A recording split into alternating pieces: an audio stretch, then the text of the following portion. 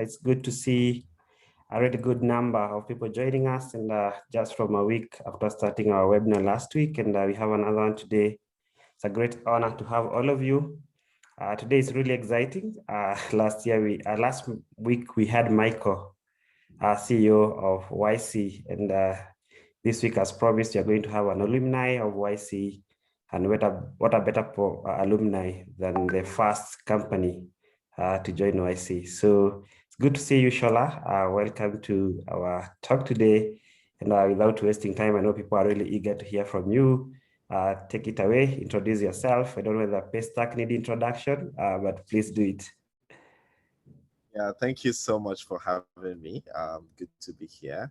My name is Shola Akinlade, co-founder and CEO of Paystack. Yeah, I can walk you through the Paystack journey and how I got to YC very briefly. Does that work? Yeah, sure. All right, cool. Yeah, so yeah, a little about me. So I was born in Lagos, Nigeria. Spent all my life in Lagos, Nigeria, or most of my life now. Studied computer science in school, so I was writing a lot of software. After school, I worked with Heineken briefly. After that, I started just building like my own software. So I built like an open version of Dropbox. I did that for a while. And then at some point, I was building software for banks in Nigeria. And I was like, you know what? There's no Stripe in the continent. I might be able to figure it out. So I started building Paystack, spent about 1 year trying to figure it out. And I think things have grown significantly since then. Paystack's mission is to accelerate digital commerce in the continent. So we're a payments company currently live in Nigeria, Ghana, South Africa. Probably will be live in Kenya before the end. I'm really excited about that. And yeah, it's been a very interesting journey. The company has grown significantly. So my life has also just like changed in different ways in the last 5 years. So I'm happy to like answer any questions and talk about anything you want to talk about. Great.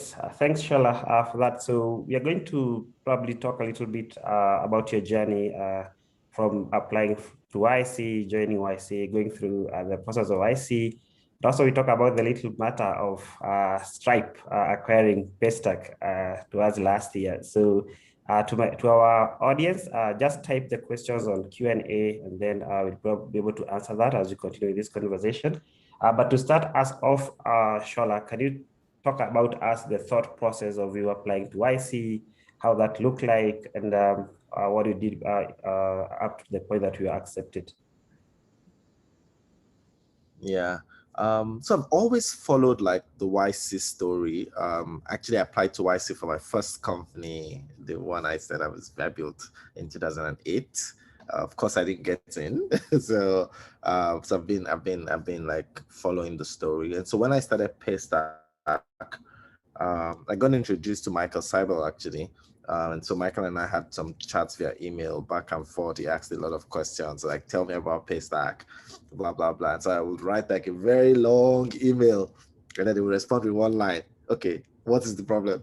And then I would write a long email again. So I did that for like a while. And then he asked me to apply for YC Fellowship. I applied for YC Fellowship. There was YC Fellowship then, which was like a smaller version of YC. I didn't get into YC Fellowship. And then about 2 months later, the original YC and the main YC was happening. And so I applied for that. Ezra and I, my co-founder, we got invited to Silicon Valley. To be honest, we just wanted to go and take pictures in Silicon Valley. Like we didn't really think we were going to get in. And so we went there, and there were so many companies from all over the world. We were very, very intimidated when we got there because people were building amazing things. You know, we saw people that were building shirts that will never get dirty. People were building self-driving trucks and all that. And so people would ask us, like, what are we building? And we'll say, oh, well, sorry, but we're building payments for Africa, which sounded very like, you know, this is something that had been built a long time ago. But I think people got it and were like, oh, wow, how many people are in Africa? Like over 1 billion people. Like, wow, if you figure this out, this is going to be very, very big. And so we went through the YC interview process, and after the interview, we asked us if they were going to invest, like, do we want to come to YC or not? I was like, of course, we want it. And so we got into YC, and it's been a very good journey since then.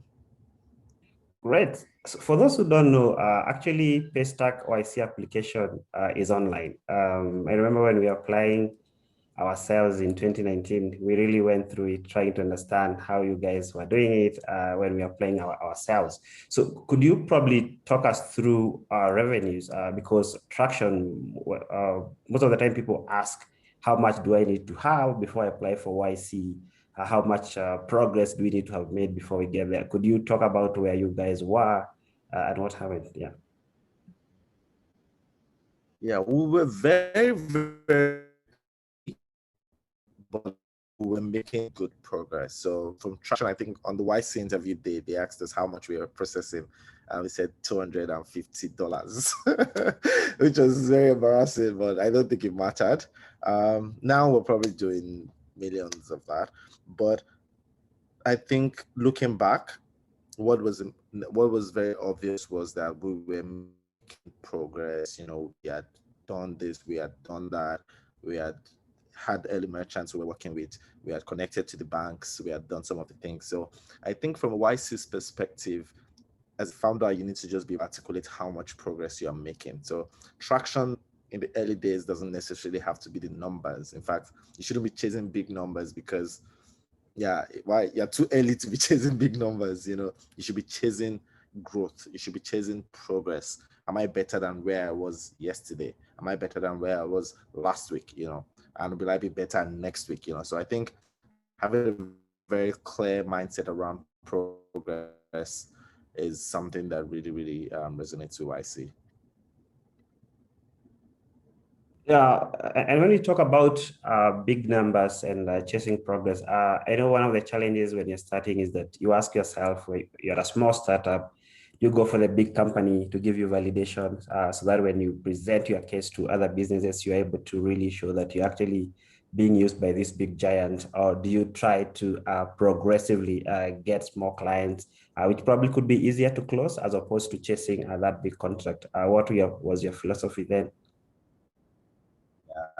No, my philosophy then, and it still hasn't changed, is like, I would rather and actually I think Sam Hoffman from YC wrote something about that it's easier for you to have a small set of people that love you than a lot of people that like you, and I think that was part of my philosophy to, like, let me build for people that really want me. Let me serve the people that love what we're doing.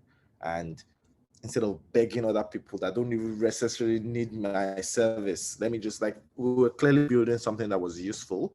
And I felt we had to focus on that momentum on serving people. And that became very helpful, because those people started helping to talk to other people about what we were doing. And I think it's, especially for big companies, it's easier for them to trust you when they're hearing about it from somebody else.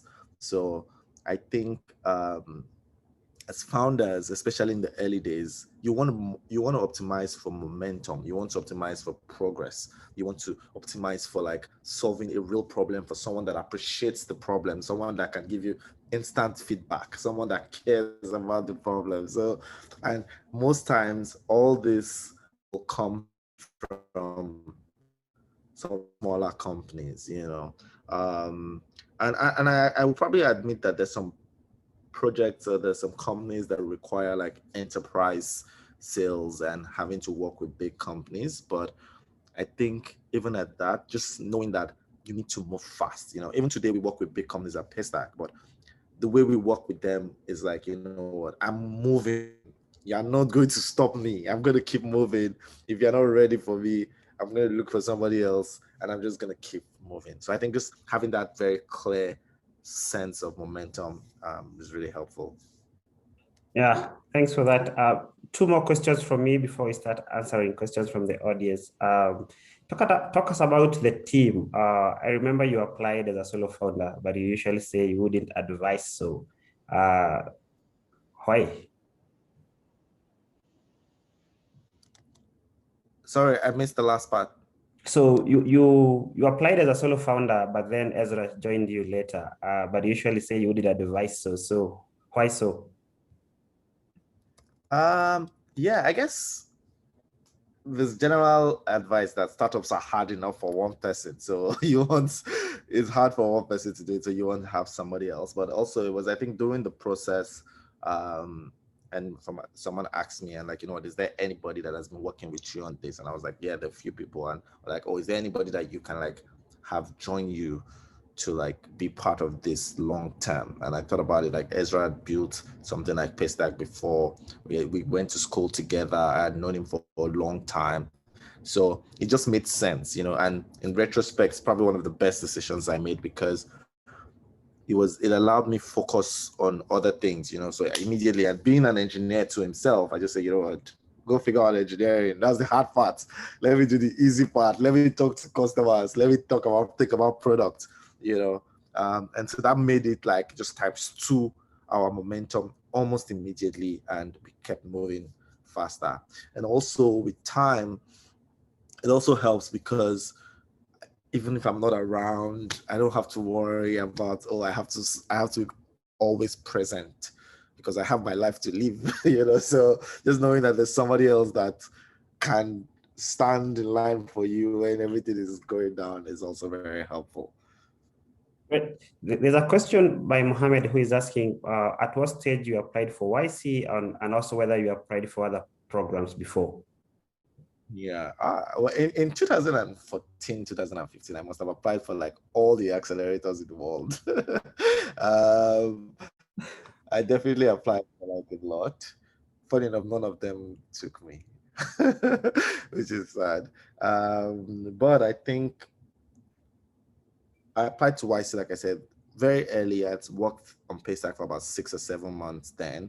I already had like my initial customers. I had a wait list of about 300 merchants. I had a product that was working. Yeah, and that's when we applied. Great. Someone is asking about, someone is saying that as a technical founder, but I think you have clarified that you're not a technical founder. Ezra handles the technical part of the business. I was a technical founder, and I'm still a technical founder. So we have two technical founders. So someone is asking, how do you work around the business side, being a technical founder? Yeah, and that's one of the things I learned early, that like it's easy for a technical founder to learn business than for a business founder to learn technical things. So I think that gave me some superpowers. And to be honest, I've just like you don't have a choice.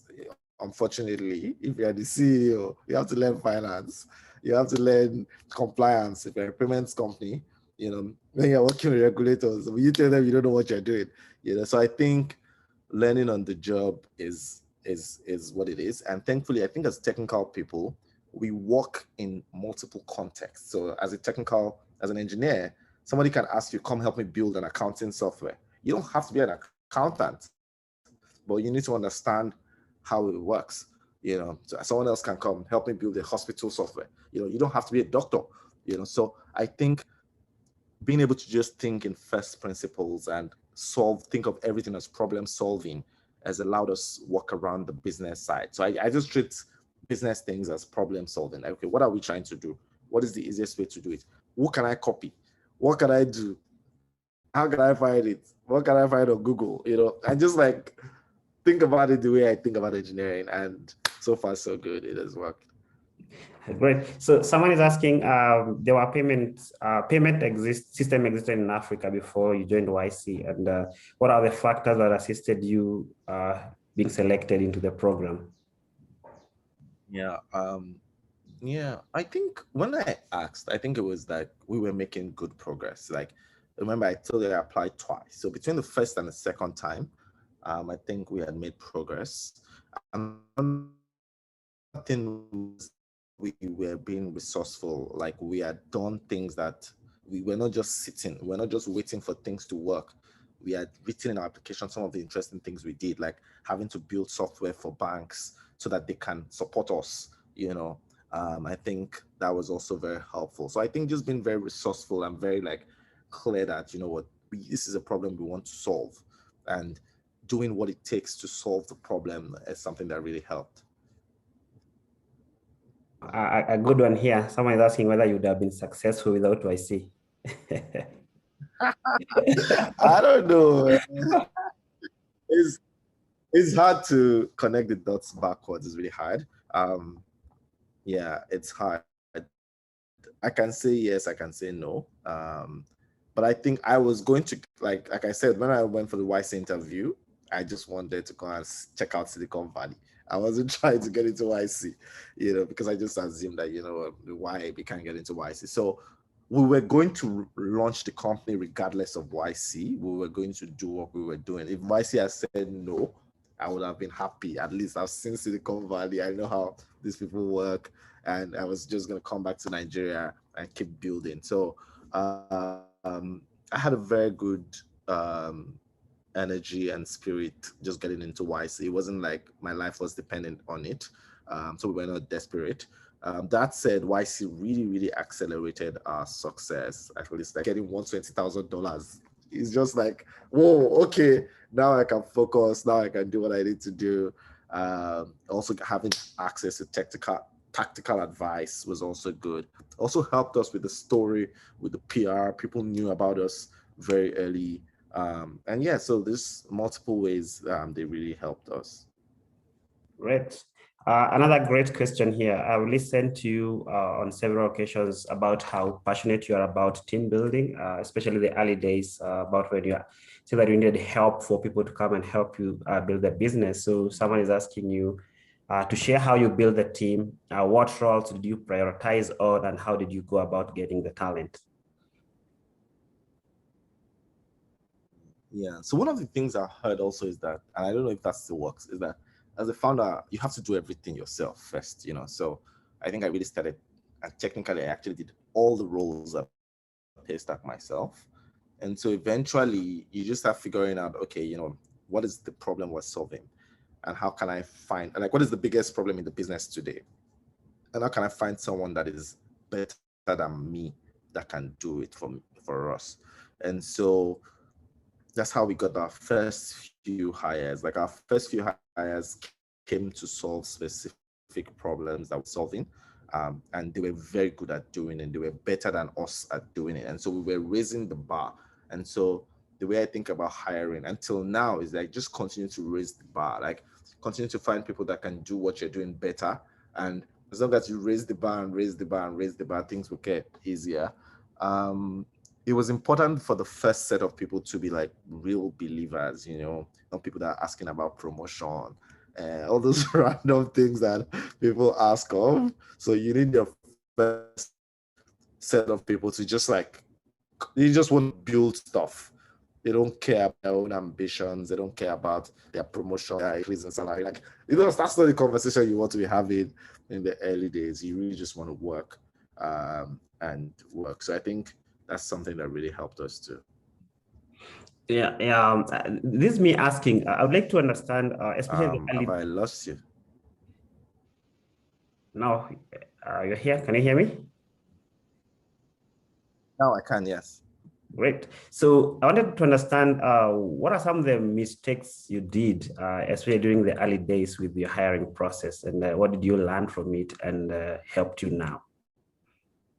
Yeah, I guess the first mistake was I didn't have a process. I believed too much in what people told me. Looks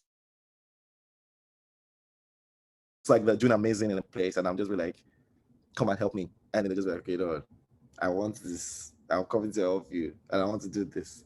And then when it's time to do the work, you start saying that, oh, actually, maybe I should have actually like been more thorough. Maybe I should have like tried to solve the problem with them before hiring them first. So I was too much. If I find someone that is very smart, I just say, come work for us. And in retrospect, I should have been more thorough. That's number one. But funny enough, thankfully, that didn't really cause any big problems. But just looking back at how thorough I became, it became obvious that why didn't I do this earlier? Another mistake is just like not thinking too far out, like I was just like, I didn't think Paystack was going to be a big company. I thought it was just going to be a very small company. And so the way I was making decisions, even like equity, even yeah, just general decisions, I was just very like calm about it. I just thought, you know what, this is just going to be a small company. We're just going to have 20 people in the company. And so as we were getting bigger, I started realizing that, oh, wow, this is going to be big. Well, some of the decisions, you can't really undo them. So I think in retrospect, I guess, again, I don't know if it was a mistake that could have been fixed, but in retrospect, I think just taking a very long-term view to your company and just saying, you know what, this company is going to be big. And as you make some of the decisions you want to make, like you can't just have an advisor and now say, okay, you know what, I want to give you X% equity. Like, you're just an advisor now. Just so I think just having some of those things at mind will be helpful. Interesting. So someone asking about fundraising at last. So someone's asking how many fundraising rounds you did and what are the key learnings on the way and what should founders keep in mind when raising capital? Thankfully, I didn't really do a lot of fundraising. I only did two. I did the seed round after YC and I did a Series A. Partly because I don't really like fundraising. I think it's just like so stressful. And I just enjoy just talking to customers and working. But that said, there were lots of learnings. I think one of the very first learnings was just like, as a founder, your work is to build your business. Your work is not to fundraise. Your work is to build a good business. And then as investors, their work is to look for big, good businesses to invest in. Again, just to dial back, I guess there's some business models you should follow. A business that requires a lot of working capital. Of course, you should fundraise, but I'm not talking about working capital now. I'm talking about just like equity, long-term equity. So just knowing that my real focus is literally doing a strong business to investors every day was really helpful. And I think it was a very good lesson. And that way, actually, it was investors that were reaching out about this business. How can we help? How can we support you and all that? So I think the first level of that is just like being very clear about what is most important in building a business. Number two is just being able to articulate what is impressive about your business. Again, there are different businesses in the world. Not every business is like Paystack. Some business, and Paystack is also like not like other businesses too that are just like better. But the most important thing is to be able to say, what are some of the three most impressive things? Think about how Paystack, like I said, got into YC. They were like amazing companies that were doing amazing things. What am I going to do? So, and it's the same investors that would invest, so being able to like be very clear and say, these are some of the most impressive things about our company. We're operating in a very big market. We have a very good team, a solid team that can solve this problem. And we've actually made a lot of progress. We've built X, Y, Z. We have people using it, so we're just going to be successful. Being able to just articulate it that way is a very, very strong and useful tactic that helps, because I think a lot of founders want to just tell investors their entire story. They want to be able to they just want to talk too much. But I think what has worked for me is just very quickly talk about your background, talk about like, okay, this is me, this is how I grew up, this is how I started, this is my journey, this is where I am today, and this is where I'm going to, and this is why what I'm doing is very impressive. Just being able to just articulate all that without looking like you are raising, is, I think, a very good skill. Yes, I think those are two lessons I've learned. Yeah. Awesome, great. So a question about the early days also as pertains to sales and running the business. So Joyce is asking, did you have a sales team when you're starting, and how did you split your time between sales and the other demands of the business? Yeah, I don't know if I did it well. I think I was just like following the numbers, really, following the reality. So again, one of the things that really helps in the early days is just being very clear on what you're measuring, like what is important to the business. And for me, then I just wanted to grow our payments volume. So I just wanted to grow it every week consistently. I wanted to grow 10 times every year for like 5 years or something like that. I had some ambitious goals like that. And so whatever it would take, sometimes it's sales that will require you to grow. Sometimes it's product. Sometimes it's finance. Sometimes is, just whatever it takes really is just how I was spending my time.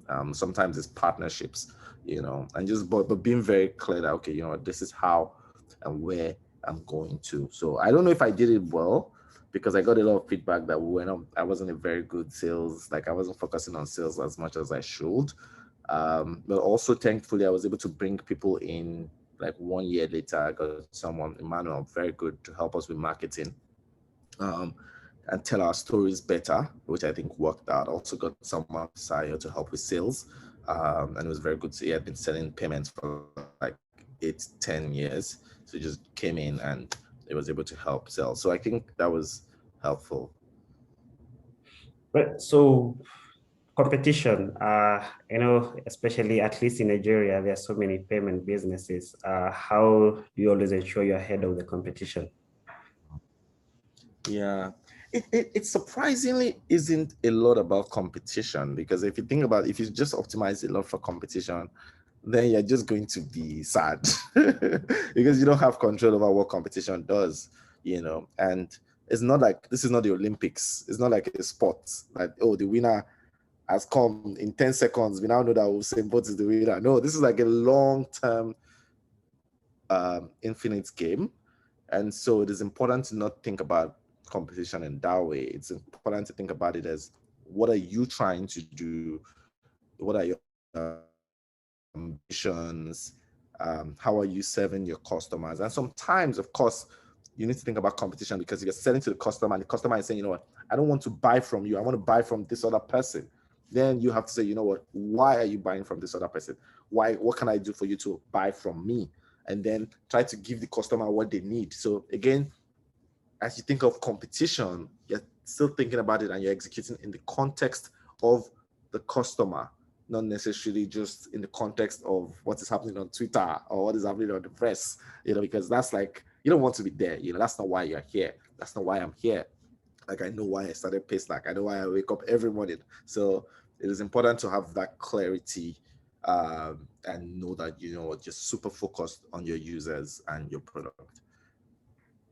Yeah, so at the core of your business is payment. So I want to imagine you have a lot of partnerships with banks. How has that experience been approaching them, the proposals and the signing up the partnerships? Yeah, of course, it's always stressful working with banks. I hope there are no bankers here, but working with banks is always stressful. But when we started, it was actually very, very difficult. But again, we had to say, you know what, there has to be a Paystack solution. Sometimes it's not the bank's fault. Like there are multiple banks where we've agreed we want to do this together. They've agreed, but when it's time to do it, it's just who is going to do it. The person is doing some other things. So how do you figure this out? So I guess what really worked out was us saying, you know what, if there's anything we can do to help them do it, we'll help them do it. And just making friends, not just at a high level, but just with like the people that are going to work with us. And just yeah, so I think we were eventually lucky. We found the right partners, and the partners believed in what we were doing. And yeah, we just worked. It was a proper partnership, really. It wasn't like sales where I just sell to you and that's it. But it was more like, okay, we have to co-create together. And I think that eventually worked out. So there's a question about mistakes that young startup founders do. Probably could talk about that in your experience and also connect with probably what they should be measuring from metric and KPI point of view, especially during the early days. Mm. Yeah. I think you shouldn't overdo it. You should just find one metric reality. One metric, ideally, the metric ties to your revenue. It depends on the kind of business. If you're a transactional business, it should tie to your revenue. If you're like a consumer business, maybe like daily active users or something like that. But it shouldn't be vanity metrics. It shouldn't be number of followers on Twitter or something random like that. It should be something really, really clear. And you should just try so hard to just keep bringing it up, and try whatever you need to do to bring it up. Yeah. Yeah, thanks for that. And in connection to that, someone is asking about what are the big don'ts and do's as a startup in Africa applying for YC? Yeah, I think the big do's will be just being very clear. Like, I'm tied to the don'ts. Is like, don't try to oversell. Just say what you want to say. Don't package it too much, because people are reading it and people, they don't have all the context. And don't worry about setting all the plenty context. Just say what it is in a way that someone can get it. So I think that will be the most important one. And don't try to use a lot of like big sounding words and all those things to sound impressive. Like, sorry, if you're impressive, like, it will show. So these are some of the things that I see. Also, if you're lucky that there's a company that is doing what you're doing and is successful, maybe like Stripe for Africa, Uber for Africa, X for this, and the other one is successful, feel free to use it. But if it's not a successful company, don't use it though. So yeah, so I think those are some of the things I've seen. Yeah, and just being able to articulate what you're working on, I think is helpful.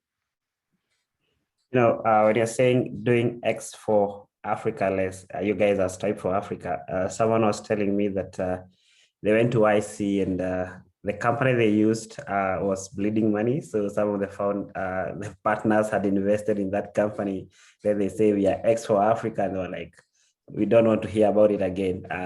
So just to stress the importance of, when you say you're X for something, you need to know whether they are successful, how they are doing, so that you don't end up shooting yourself in the feet, trying to explain you're a really good business. That's correct. Yeah. So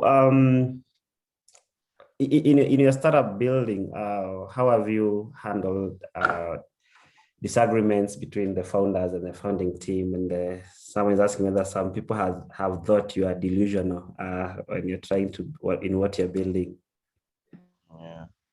Yeah, I think so. I guess those are two questions. The first one on disagreements is really just like, again, I think being lucky that the founding team and my co-founder is not a very like it's not very aggressive. Like, it's not like we're fighting every day on simple things. I think just having clear lines of ownership, and just being aligned at high level vision. Like, we're going to the same place. So if we're aligned on vision, it allows us like ignore some of the small details. So for example, if we're all going to San Francisco, we can pass Miami or we can pass through New York. It doesn't really matter because we're going to San Francisco. But if we're not very clear on where we're going to in San Francisco, we're going to San Francisco, then if I say, well, I want to go through New York, and you say you want to go through Miami, then we start fighting. Like, okay, no, I like the weather in Miami, blah, blah, blah, or the parties in Miami. So I think it is important to be very clear about where you're going to. And as founders, like, you just pick your battles. Some battles are not worth it. You ask yourself, is it worth spending the next X period fighting my co-founder for this battle, or should we just like move forward and just like solve another problem which is not in our control? That's one of the conversations I usually used to have with my co-founders when things just get like complicated. I'm just like, what, this thing is in our control. Let's just like let's fix it and move on and solve the problems that are not in our control. Like, how do we get merchants? How do we get banks to work with us? Those are harder problems to solve than, oh, how do I get this person to align with me? Yeah. Great. What lesson took you longest to learn?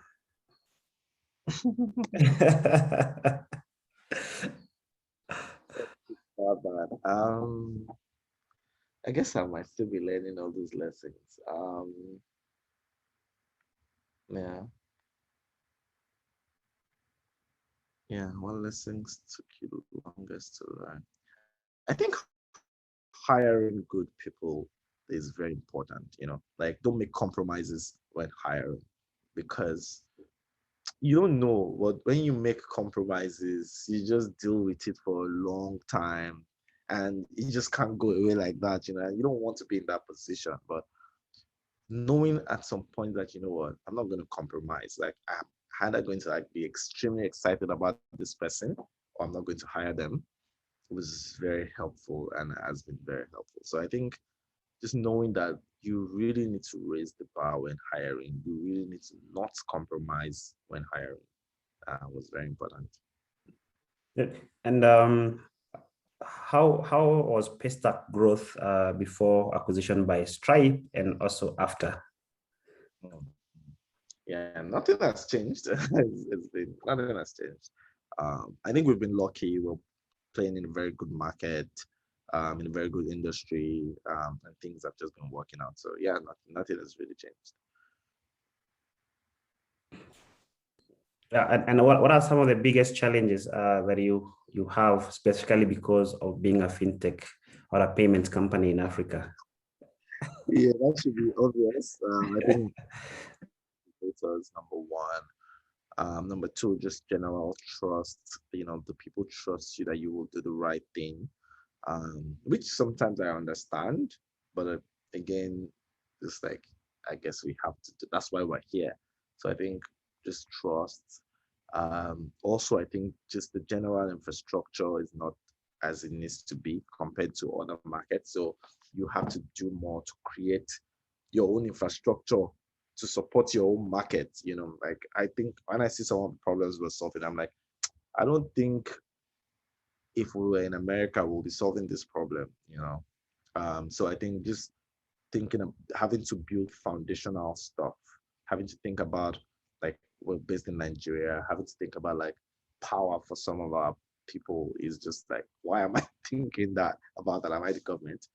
So I think yeah, some of those things have been very there. But I guess as a fintech company, it's mostly just like thinking about regulation and compliance. And ideally, I think those are good things because once you figure it out, it gives you a lot of competitive advantage. It gives you strength. It gives you the ability to actually do more.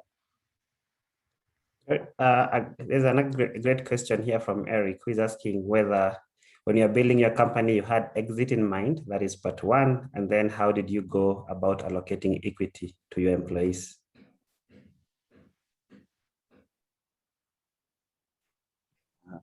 So no, of course not. I don't think people have exits in mind. I think the exit strategy is always growth and should always be growth. So you just want to be bigger. You just want to be bigger than you are. You just want to like accelerate your impact, do more and do more. So I think that was really the plan. And I think that's what we did. In terms of employees, I think it's really just again tied to seniority, um, yeah, and impact. And I think thankfully they're like templates, especially we didn't do it early enough. So they're like templates, they're benchmarks, and it's just easy to like, just like I said, copy and just do it.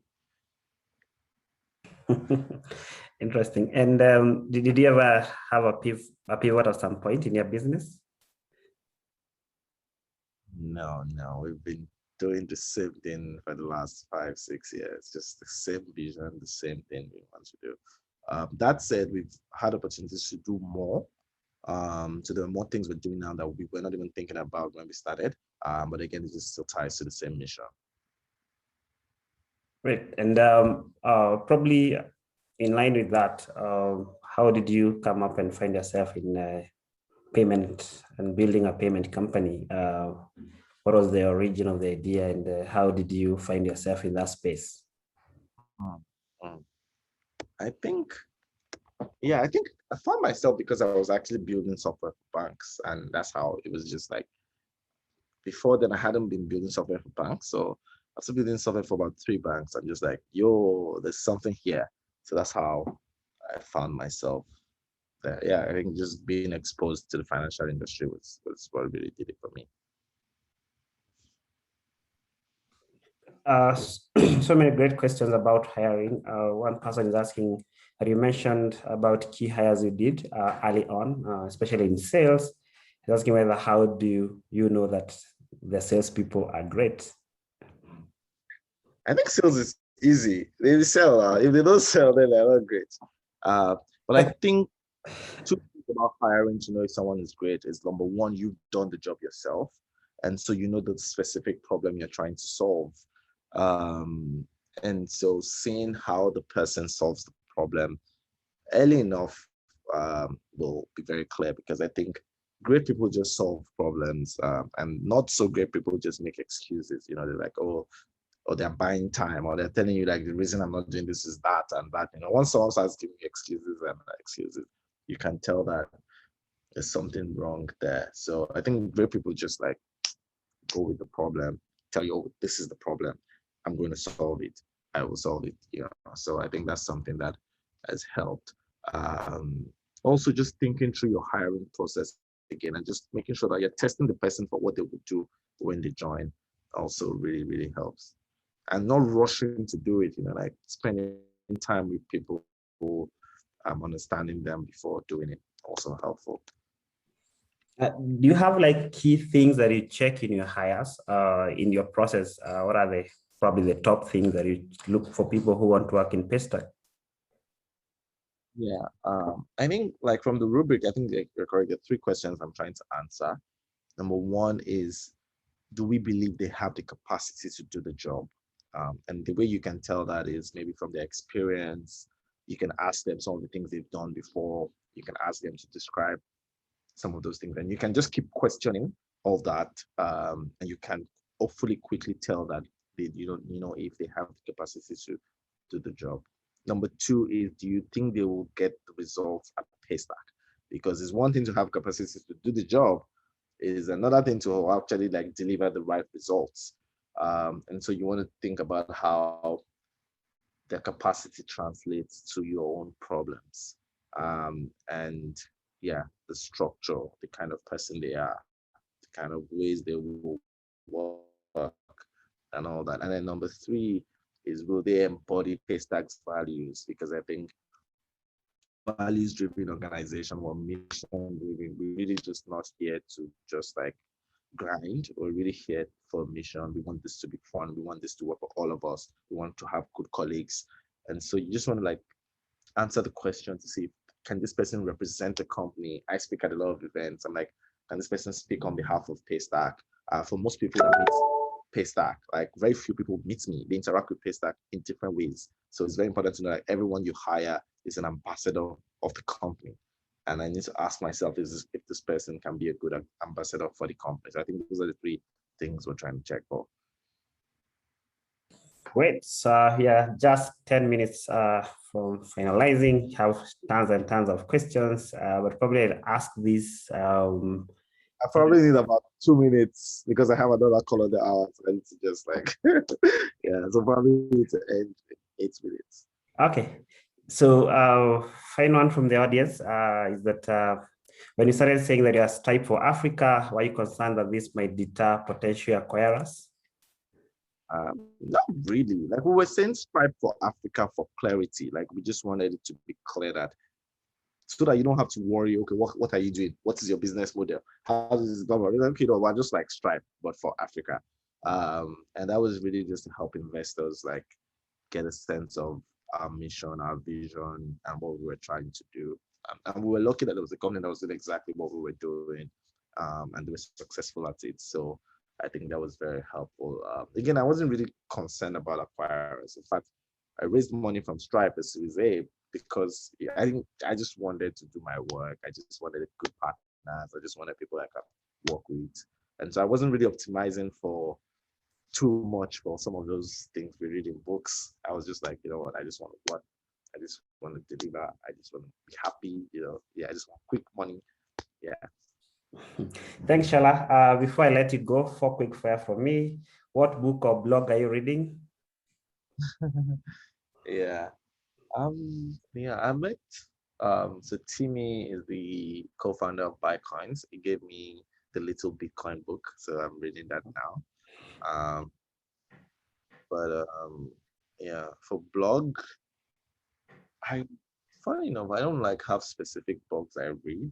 I read Aka News a lot. I just check like the top the few posts there, and that has been helpful. I think First Round has like a very good resource that I use online when I'm looking for stuff. Specifically, I just go to the First Round's blog. They have resources there. Yeah, I mean, some So of the things I read. if you're not living in Nigeria, which other African countries would you like to live in? All right, is this where I have to say Nairobi, Kenya? I actually, um, yeah, no, I think I like Johannesburg. I haven't spent a lot of time in Nairobi, but every time I've been in Nairobi, I've really enjoyed it. I think the scene is really, really cool. But I haven't just surprisingly, I don't know why I haven't spent a lot of time there. But the Johannesburg, I've spent a lot of time, and again, every time I've been there, I've also enjoyed it. So I would say Johannesburg, and then Nairobi third. And probably now that you mentioned Nairobi, when are you launching in Nairobi? Do you have a timeline for that? Yes, we'll probably launch in the second half of the year. And so please, if you think would be a good fit for you, we can start talking as soon as possible actually. So feel free to send me an email and we can connect you to our team. We already have people there. We're already working with banks there. So yeah. Great. If you're not running Paystack, what would you be doing? Ah, um, no, if I wasn't running Paystack or like before, or now that, Now, okay, let me answer. if you're not running a startup now, what would you be? So if I'm not running a startup now, I would try so hard not to use my brain again because I feel like my brain is like melted. I probably would do one of two things. I would try to like run a football club, maybe run a football club that will play in the area or something. So that will be one. Number two is probably like own a bar. Maybe you can have a bar in where's that place in, in Kenya? Maybe Watamu or something like that. Yeah. Yeah, have a bar. Exactly. Hopefully, I don't have to use my brain for that. Just chill and do stuff. Yeah.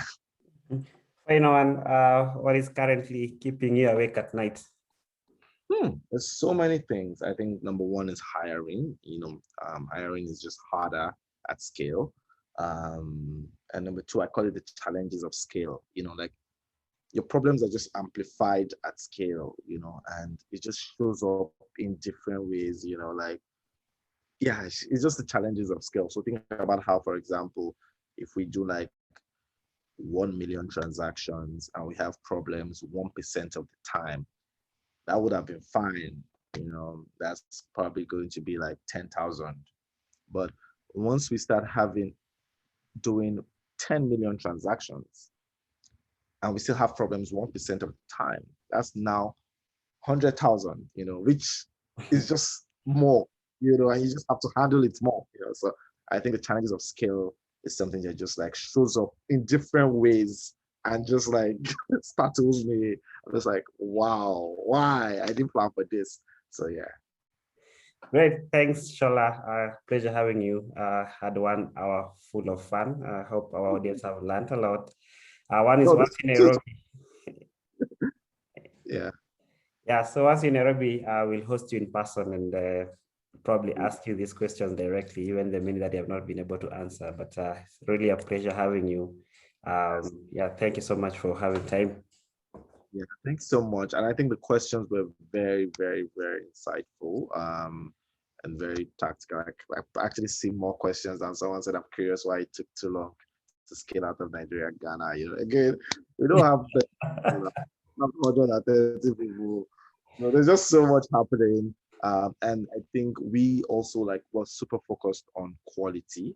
And like I said, I would rather like make 10 people love me and make 100 people like me. So I think maybe some of those things have affected our ability to just like scale, because we also want to be reliable. We want to work well.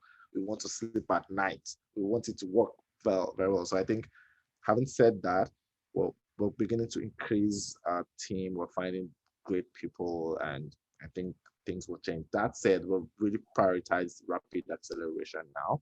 So over the next 1 year, you're going to see a lot more um, expansion for Paystack. Okay, I think we look forward, and from conversations I see, I think people are, especially in Nairobi, people are eagerly waiting for you guys. And yeah, thank you. Thank you Bye. so much. So much in the call. I think is really interesting to be building in the continent. I'm really proud to be part of the builders, and I just say, you know what, well done, and wishing everybody all the best. Yeah. Thank you. Thanks so much. And thanks everyone for joining, and have a good afternoon, evening, and good morning from wherever you're joining us from.